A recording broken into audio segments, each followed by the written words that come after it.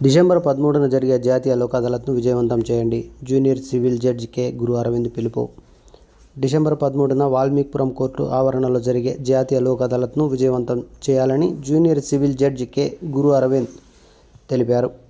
గురువారం సాయంత్రం 4 గంటలకు judge K. Guru Arvind Valmikipuram court ఆవరణలో న్యాయవాదులు, పోలీసు అధికారులు, బ్యాంకు అధికారులతో సమావేశం నిర్వహించారు.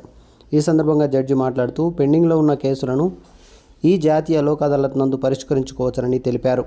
అదేవిధంగా కుటుంబ తగాదాల కేసులు, మోటారు వాహన కేసులు, బిఎస్ఎన్ఎల్ కేసులు తదితర కేసులు ఈ జాతీయ లోక్ అదాలత్లో పరిష్కరిస్తామని తెలిపారు.